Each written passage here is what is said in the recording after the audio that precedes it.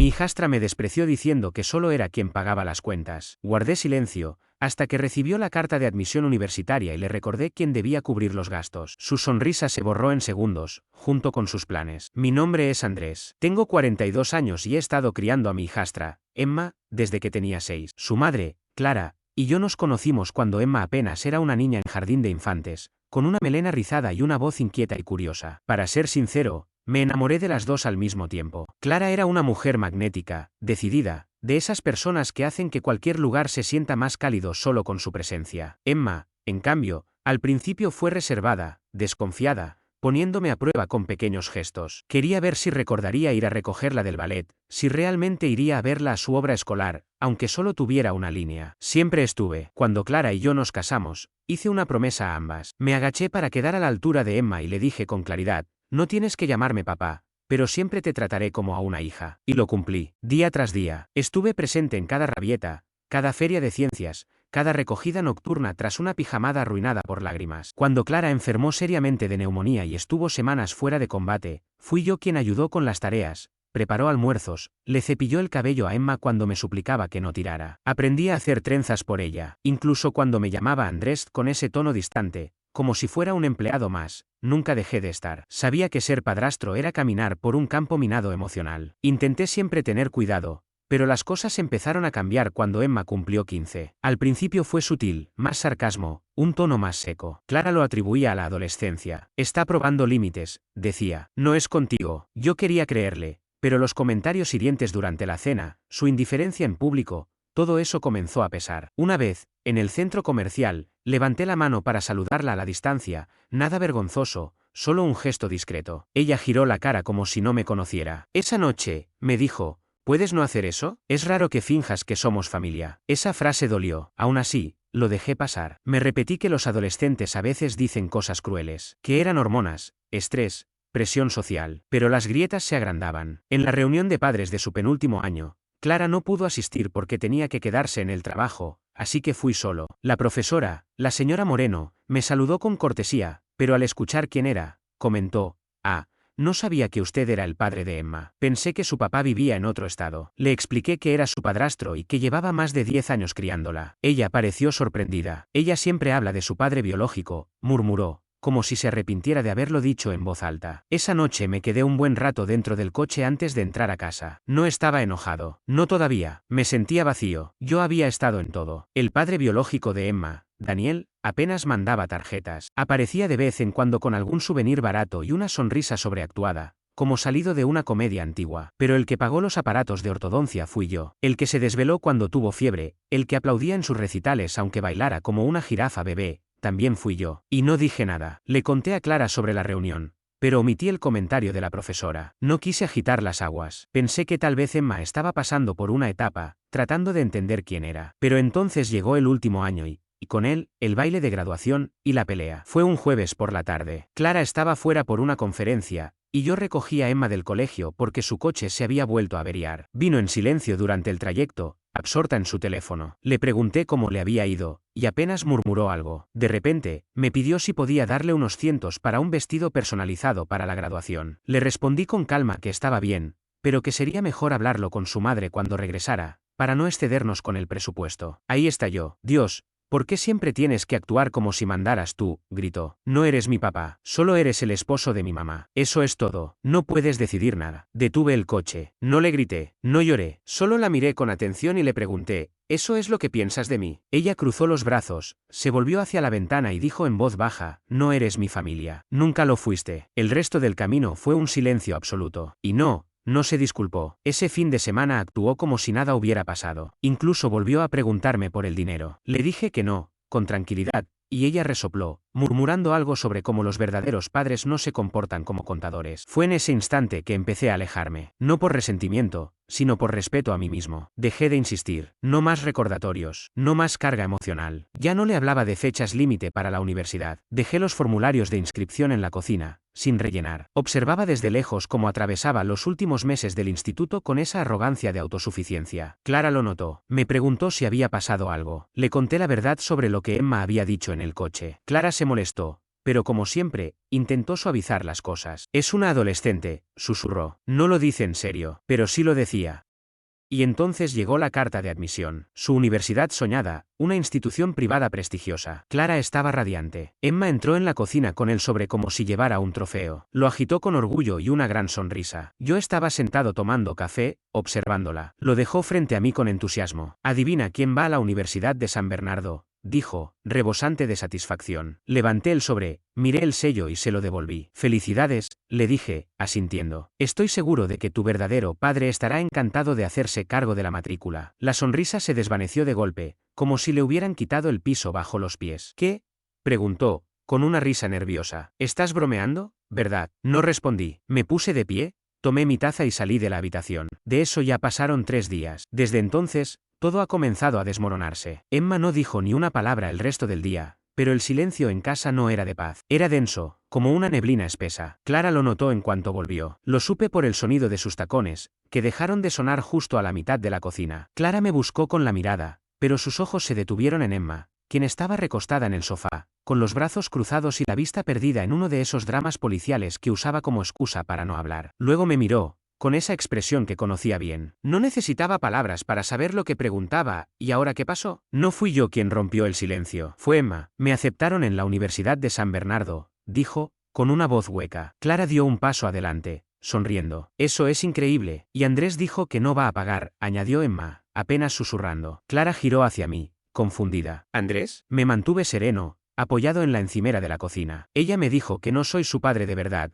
que no tengo derecho a decidir nada. Estoy respetando eso. Emma hizo un leve movimiento, como si esa frase le hubiera dolido. Clara abrió la boca, como si fuera a discutir, pero le costó encontrar palabras. Cariño, dijo finalmente, dando un paso hacia ella, dijiste eso solo porque estabas molesta. La gente dice cosas cuando está enojada, replicó Emma, a la defensiva. La miré sin rencor, simplemente agotado. No lo dijiste solo una vez. Emma, llevas años marcando esa diferencia. Corriges a los maestros, ignoras el Día del Padre, me excluyes de las reuniones escolares. Me dejaste claro que no querías que cumpliera ese papel. Así que me aparté. Clara quedó en medio, como intentando sostener los fragmentos con las manos juntas. Su voz tembló. ¿Podemos hablar de esto, Andrés? Lo resolveremos. Podemos pedir ayuda financiera o posponer un año si hace falta. Negué suavemente. Clara, te quiero, pero esto no tiene que ver con papeles. Son 15 años intentando ser un padre para alguien que me consideró prescindible en cuanto pudo trazar la línea entre biología y afecto. Emma se puso de pie bruscamente. ¿Entonces eso es todo? ¿Vas a dejarme caer solo porque te herí? No caí en la provocación. No me heriste. Emma, quemaste el puente y asumiste que seguiría cruzando igual. Ella se burló. Bueno, Daniel dice que él va a ayudar. Daniel, su padre biológico, el que se mudó a Arizona cuando ella tenía 8 años. El que aparecía cada tanto por Navidad, siempre con excusas para justificar su ausencia. El mismo que no aportó ni un centavo, a menos que lo obligáramos por vía legal. No dije nada. No hacía falta. Fue Clara quien respondió con dureza, girándose hacia su hija. Daniel dice que va a ayudar. Ese hombre no pudo pagar ni tu pastel de cumpleaños, Emma, mucho menos $60.000 por año. ¿De verdad crees que porque volviste a llamarlo papá en Instagram, mágicamente va a costear tu matrícula? Emma quedó desconcertada. Él dijo que encontraría la forma. Clara soltó una risa amarga. También dijo que iba a estar en tu 10º cumpleaños. Y tú estuviste sentada en las escaleras con un vestido que odiabas, esperándolo durante 4 horas. Nunca llamó, pero claro, ahora sí lo logrará. Nunca antes había visto a Clara hablarle así. Y por su expresión, Emma tampoco. No hubo gritos después, solo un silencio espeso, más cortante que antes. Emma se encerró en su habitación. Clara se sentó en la mesa de la cocina, con la cabeza entre las manos. Andrés, susurró, tú lo diste todo por ella. Yo lo vi, siempre lo vi, pero ella está demasiado ciega para darse cuenta,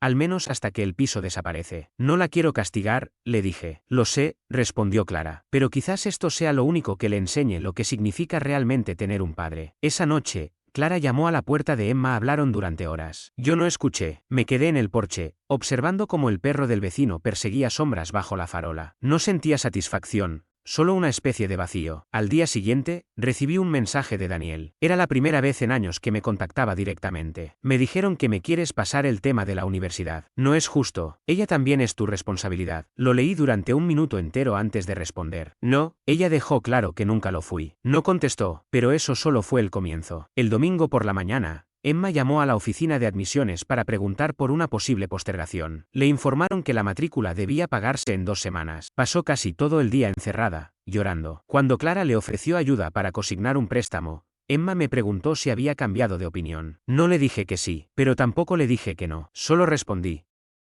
primero quiero ver si eres capaz de asumir responsabilidad. No replicó, solo se dio vuelta. Esa noche la escuché hablar por teléfono con una amiga. Se volvió loco de repente. Ahora se hace la víctima. Da igual, ni siquiera fue mi papá de verdad. Esa fue la frase final. La última piedra que quitó del muro. A la mañana siguiente llamé a mi contador. Años atrás, había creado un fondo para la universidad, a mi nombre, con Emma como beneficiaria. Le pedí que la eliminara. ¿Estás seguro?, me preguntó. Sí, respondí sin dudar. Cuando regresé a la casa, vi a Emma sentada frente al ordenador, revisando el portal de la universidad. Por un momento, una sonrisa volvió a su rostro, y luego desapareció al leer documentación financiera, no confirmada. Se giró lentamente hacia mí. ¿Fuiste tú? No respondí. Solo tomé un sorbo de café y dije: pregúntale a tu verdadero padre. Emma no dijo nada. Solo me miró como si me hubiera convertido en un extraño dentro de su propia casa. Esa mirada que las personas dan cuando el andamiaje de su mundo comienza a tambalear y no quieren aceptar que las paredes están cediendo. Sostuve su mirada un segundo más de lo que le resultaba cómodo. Luego pasé junto a ella.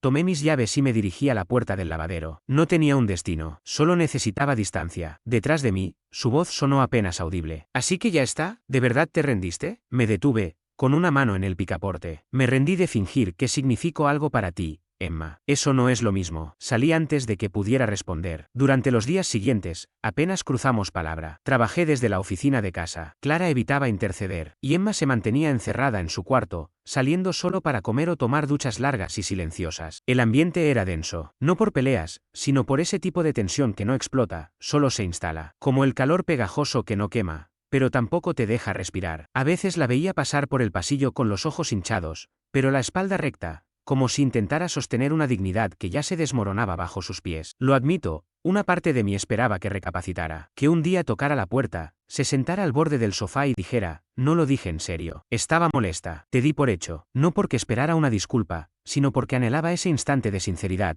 ese momento en que la máscara se cae y quien tienes delante por fin reconoce el daño que ha causado. Pero ese momento nunca llegó. En cambio, fue Clara quien me tomó del brazo una noche después de cenar. Su voz sonaba serena, aunque había una urgencia sutil en su tono. Está pensando en irse a vivir con Daniel, me dijo. Parpadeé sin entender. ¿Qué? Dice que se quedaría un año, que estudiaría en un instituto comunitario allá y luego se transferiría a otra universidad. No supe qué responder al principio. Era como si alguien hubiera sustituido a mi hijastra por una versión de sí misma que actuaba por puro capricho y desconexión con la realidad. ¿De verdad cree que él la va a mantener?, pregunté al final. Clara asintió, cruzándose de brazos. Él le dijo que está listo para asumir responsabilidades, que se arrepiente de haberse perdido tantas cosas y que quiere una segunda oportunidad. Me reí, no porque me pareciera gracioso, sino porque era ridículo. Daniel ni siquiera era capaz de sostener la mirada durante una cena familiar. Su relación más duradera en la última década había sido con un pitbull al que terminó dando en adopción a los 2 meses porque le rompió un par de zapatillas. Pero Emma ya había tomado su decisión. 3 días después, llenó una sola maleta: ropa, maquillaje, su portátil, y en una ironía casi cruel, una foto enmarcada de ella conmigo, tomada el día de su 10º cumpleaños. La vi dudar mientras la sostenía entre las manos. Por un instante creí que la dejaría, que daría marcha atrás, pero la metió en el bolsillo lateral y cerró el cierre con firmeza. Clara la llevó al aeropuerto. Yo no fui, no pedí una despedida, y ella no ofreció ninguna. La casa se volvió más silenciosa, pero no de forma pacífica. Era ese tipo de silencio que queda cuando te han extirpado algo, y lo único que puedes hacer es esperar a que se forme la cicatriz. Clara no me culpó. Si acaso, se culpaba a sí misma por haber tratado de mantener la armonía en lugar de exigirle a Emma las consecuencias de sus actos mucho antes. Necesita ver quién es Daniel en realidad, me dijo una noche, mientras compartíamos una copa de vino bajo las luces del jardín, esas mismas que ella me convenció de instalar el verano anterior. ¿Y lo hará?, le respondí. Y eso es lo que más duele. Y lo hizo. Pasaron 2 semanas antes de que llegara la primera señal. Fue un mensaje a Clara. Mamá, ¿hay forma de transferir el seguro médico a distancia? Daniel no cubre recetas y necesito mis medicamentos. Después vino una llamada. Clara la tomó en el dormitorio con la puerta cerrada. No pregunté detalles. No era necesario. El rostro pálido de Clara y su mandíbula tensa al salir dijeron lo suficiente. Se olvidó de recogerla en clase. 2 veces, murmuró. Una semana después, otro mensaje. Empeñó su consola para apagar la luz. El refrigerador se dañó y todo está podrido. Me estoy quedando en el cuarto de invitados y huele a perro mojado. Leí ese mensaje por encima del hombro de Clara. No dije nada. Pasó otra semana y llegó uno más. Creo que está bebiendo otra vez. Juró que no, pero se quedó dormido en el sofá con una botella en la mano. Cuando lo confronté, dijo que estaba exagerando. Ese mensaje vino seguido de un audio. Clara me lo puso sin decir una sola palabra. Era Emma. Su voz temblaba. Mamá, no me siento segura aquí. No sé qué hacer. Hoy me gritó. Le dije que tal vez regresaría a casa y él dijo que soy igual a ti. Luego azotó la puerta. Me encerré en el cuarto. No creo que pueda quedarme más tiempo. Dile a Andrés que lo siento. Clara me miró cuando terminó el mensaje. Susurró. Creo que esta vez lo dice en serio. Asentí lentamente, sin responder. Esa noche me quedé despierto mirando al techo, recordando todos los años en los que estuve a su lado, recogiéndola de excursiones, ayudándola con las palabras de ortografía, cuidándola cuando tenía fiebre. Pensé en esa presentación de ballet que grabé con pulso tembloroso, en las noches en que la arropaba y dejaba la puerta apenas entreabierta porque no le gustaba la oscuridad completa. Recordé cómo se aferraba a mi brazo al cruzar la calle cuando era pequeña, y cómo esa costumbre desapareció con el tiempo, hasta que solo quedaba mi mano en el aire. Y me pregunté, ¿en qué momento el amor se convierte en una transacción? Cuando ser padre empieza a sentirse como un empleo con requisitos que nunca logras cumplir. Dormí poco. A la mañana siguiente bajé y encontré a Clara sentada en la mesa. Me deslizó el móvil. Es ella. Quiere volver a casa. Me quedé mirando la pantalla como si el tiempo se hubiera detenido. Su nombre estaba ahí. Esta vez sin sarcasmo ni distancia. Solo una petición sencilla. ¿Puedo volver a casa? Clara no dijo nada. Solo esperó, dejándome procesarlo a mi ritmo. En sus ojos había esperanza, pero también miedo. Miedo a que dijera que no. Miedo a que dijera que sí. Miedo a todo lo que podría venir después. Tomé el teléfono. Abrí el mensaje. Entiendo si me odian, pero no sé a dónde más ir. Y entonces la vi, no a la Emma de ahora, sino a la niña que solía dormir en la habitación del fondo. La que lloró cuando perdió su tortuga de peluche en el campamento. La que una vez dejó en mi almohada un dibujo hecho con crayones que decía: gracias por ser mi padrastro. No debía tener más de 9 años cuando lo hizo. Aún lo guardo en una carpeta del escritorio, aunque el papel ya está arrugado y los colores casi borrados. Pero esa niña ya no existía. En su lugar había una joven marcada por decisiones que no siempre comprendía y por palabras que no podía deshacer. Dejé el teléfono sobre la mesa. Puede volver, dije al fin, pero no como antes. Clara asintió despacio. ¿Quieres poner límites? Y esta vez, yo también. Puede quedarse a dormir aquí, comer aquí, estar segura aquí, pero debe asumir la responsabilidad de sus actos. No voy a fingir que los últimos años no ocurrieron. No voy a borrar todo simplemente porque ahora tenga miedo. Clara soltó un suspiro. Parte de la tensión en sus hombros pareció disiparse. Es justo, respondió. Le escribimos juntos. Le dijimos que podía tomar un vuelo de regreso, que tendría un lugar donde quedarse, que nos alegraba que hubiera decidido contactar. Pero también dejamos claro que, al llegar, habría que hablar. Nada de evitar el tema. Nada de fingir que no pasó nada. Ella aceptó de inmediato. No voy a mentir. Una parte de mí pensó que se echaría atrás, que tal vez Daniel lograría mantenerse sobrio el tiempo justo para convencerla de quedarse. Quizás le vendería una última fantasía sobre la reconciliación familiar y los nuevos comienzos. Pero 3 días después, Clara y yo estábamos parados en la terminal de llegadas del aeropuerto, viendo a Emma bajar por la escalera mecánica con un único bolso al hombro. No era más pequeña físicamente. De hecho, parecía un poco más alta, más delgada, pero emocionalmente, era como si el mundo le hubiera quitado el aire, y aún no supiera cómo volver a respirar. Al vernos, se quedó inmóvil un segundo, dudando entre saludar,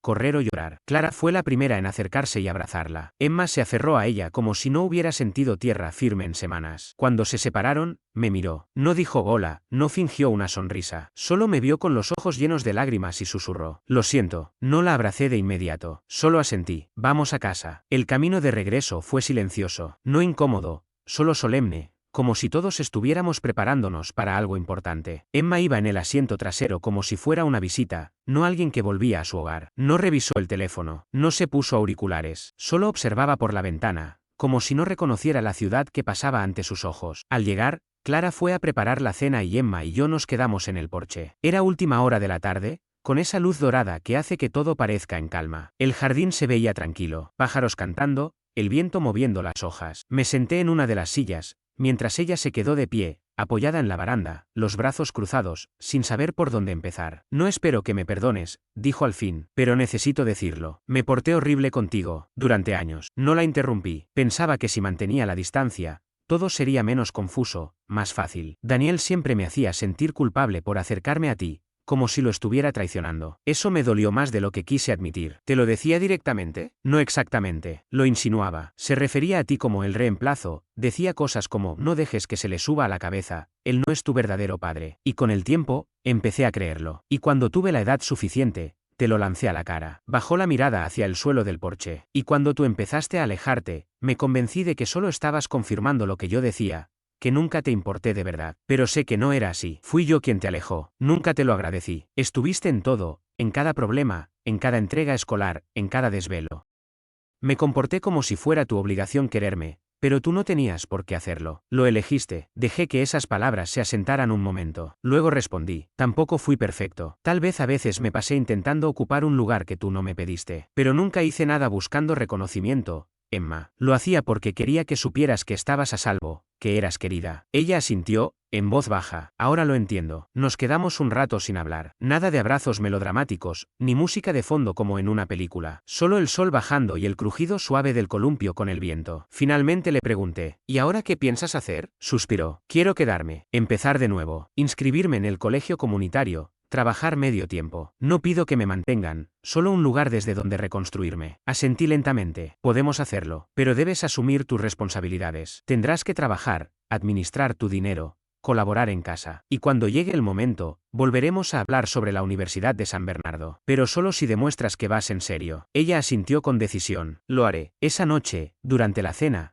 todo se sentía aún frágil. Me pidió las papas como si estuviera pidiendo prestado algo muy valioso. Clara y yo mantuvimos la conversación ligera, música, películas, los cambios del vecindario. Pero había en el ambiente una ternura nueva, una comprensión silenciosa de que habíamos estado al borde de algo, y logramos volver. Las semanas siguientes, Emma empezó a demostrar que hablaba en serio. Consiguió un trabajo de medio tiempo en una librería, comenzó clases en el colegio comunitario ese otoño, pagó sus propios libros, hacía la colada sin que se lo pidieran. Y más importante aún, cambió su manera de tratarme. No más sarcasmos, no más gestos molestos. Incluso volvió a llamarme Andrés, no con ironía, sino con naturalidad. No era papá, pero tampoco era distante. Sonaba auténtico, ganado. Una tarde, luego de su turno, llegó a casa con una pequeña bolsa de papel. Toma, me dijo, dejándola frente a mí. Te compré algo. La abrí. Dentro había un llavero de madera, tallado a mano. En el centro, grabadas, estaban las palabras, gracias por elegirme. No dije nada, solo sonreí. 2 años más tarde, Emma decidió volver a intentarlo. No me lo dijo con entusiasmo exagerado ni con nerviosismo. Simplemente apareció una mañana mientras yo preparaba café, con un sobre blanco en la mano. Lo colocó sobre la mesa con suavidad y me dijo, lo envié hace un tiempo. Me aceptaron. Pero esta vez, quiero hacerlo bien. Quiero hacerlo contigo. Si todavía estás dispuesto. Tomé el sobre, lo observé unos segundos en silencio. No por duda, sino porque sabía lo que significaba. Al alzar la vista, ella ya no tenía esa expresión insegura de antes. Me miraba con una mezcla de esperanza y respeto. Si de verdad lo quieres, lo construiremos paso a paso, le respondí. Asintió con firmeza, sin necesidad de más palabras. Luego, sin hacer ruido, fue a su habitación. Me quedé solo en la cocina, observando las sombras del mediodía moverse sobre la mesa. Al ir a buscar las llaves del auto más tarde, las tomé casi sin pensar, y allí estaba, el llavero de madera, algo desgastado ya, pero aún intacto. Lo giré entre mis dedos y, por un momento, me permití cerrar los ojos. No porque necesitara repasar el pasado, sino porque entendí que lo habíamos transformado. Lo que una vez fue distancia, ahora era una ruta que caminábamos juntos, sin exigencias ni títulos forzados, solo con voluntad, solo con verdad.